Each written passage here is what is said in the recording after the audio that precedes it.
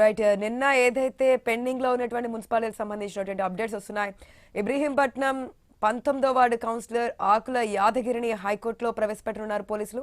High court మధ్యంతర ఉత్తర్వులతో Ibrahimpatnam chairman ఎన్నిక ఆగిపోయింది. కౌన్సిలర్ ఆకుల యాదగిరి మున్సిపల్ ఎన్నిక అయిన తర్వాత నుంచి అదృశ్యమయ్యాడంటూ కుటుంబ సభ్యులు హైకోర్టులో హెబియస్ కార్పస్ పిటిషన్ వేశారు. అయితే హైకోర్టు తీర్పిచ్చే సమయంలో యాదగిరి ఇబ్రహీంపట్నం మున్సిపల్ కౌన్సిల్ హాలులోనే ఉన్నారు.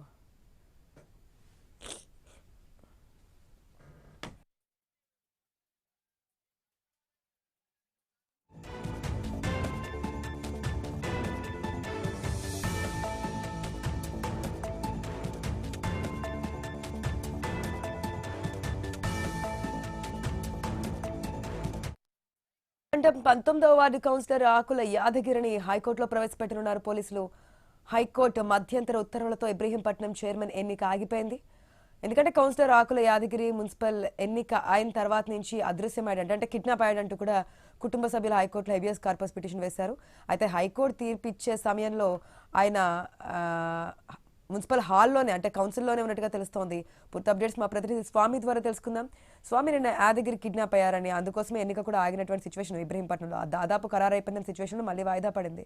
అయితే ఆయన కిడ్నాప్ కాలేదు, హాల్లోనే ఉన్నట్టుగా తెలుస్తోంది. డీటెయిల్స్ ఏంటి? మరికొద్దిసేపట్లోనే కోర్టులో ప్రవేశపెట్టబోతున్నారు కదా. ఎన్నిక పూర్తయిన తర్వాత కోర్టు నుంచి ఆర్డర్ వచ్చాయంటూ కూడా ఆర్డీఓ ఎలక్షన్ ని పూర్తిగా ధృవీకరించకుండానే వాయిదా వేశారు.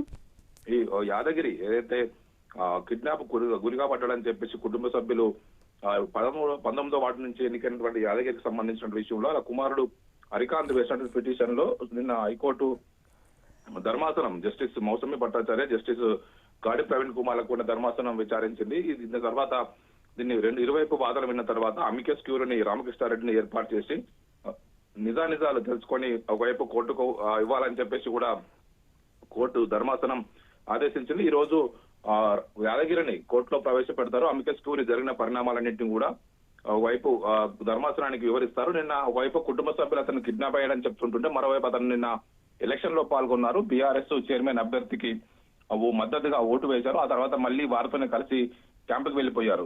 మాజీ ఎమ్మెల్యే మంచిరెడ్డి కిషన్ రెడ్డి కుమారుడు ప్రశాంత్ రెడ్డి మా తండ్రిని కిడ్నాప్ చేశారని చెప్పేసి ఈ యాదగిరి కుమారుడు అరుణాది వేసినటువంటి పిటిషన్ లోనే ఈ విచారణ కొనసాగింది. ఒకవైపు నిన్న ఒక ప్రభుత్వం తరఫున వాదనలు వినిపించినటువంటి శ్రీధర్ రెడ్డి, ఏజీ శ్రీధర్ రెడ్డి నిన్న ప్రభుత్వ అడ్వకేట్ ఉన్న గవర్నమెంట్ లీడరు శ్రీధర్ రెడ్డి వాదనలు వినిపించి ఈ రోజు కోర్టుకు అన్ని విషయాలు తెలియజేస్తామని చెప్పారు. మరోవైపు ప్రశాంత్ రెడ్డిపై వచ్చినటువంటి ఆరోపణల విషయంలో పూర్తి స్థాయిగా వాళ్ళ తరఫున కూడా వాదనలు వినిపించారు. ఈ రోజు అమికస్ క్యూరీగా ధర్మాసనం నియమించినటువంటి రామకృష్ణారెడ్డి పూర్తి వివరాలు కోర్టుకు అందజేస్తారు. కోర్టు సమక్షంలోనే జరిగిన వివరాలన్నీ కూడా ఒకవైపు పరిశీలించి తదుపరి ఉత్తర్వులు ఇస్తుంది. అప్పటి వరకు కూడా ఆ ఎన్నిక ప్రాసెస్ అంతా కూడా నిలిచిపోయింది. మొత్తానికైతే ఇప్పటికే ఇబ్రహీంపట్నం, ఒకవైపు కాదంపల్లి, ఇటు ఖానాపూర్ 3 మున్సిపాలిటీలకు సంబంధించినటువంటి ఎలక్షన్ ప్రాసెస్ ఇంకా పెండింగ్ లో ఉన్నది. ఈ రోజు హైకోర్టు ఈ ఒక ఇబ్రహీంపట్నం విషయంలోనే ఈ స్టేజ్ ఇచ్చిందో దానికి సంబంధించిన విషయంలో తేలడంతో కూడా ఫర్దర్ గా ఈ ప్రొసీడింగ్స్ అయితే ముందుకు వెళ్ళనున్నాయి. Right, thanks for the update Swamy. మన స్క్రీన్ లో కూడా చూసిన ఏదైతే యాదగిరిని కిడ్నాప్ అయ్యారని చెప్పారో యాదగిరిని హైకోర్టు తీసుకెళ్తున్నటువంటి విజువల్స్ ఐ న్యూస్ స్క్రీన్ లో ఎక్స్క్లూజివ్ గా చూస్తూ ఉన్నా.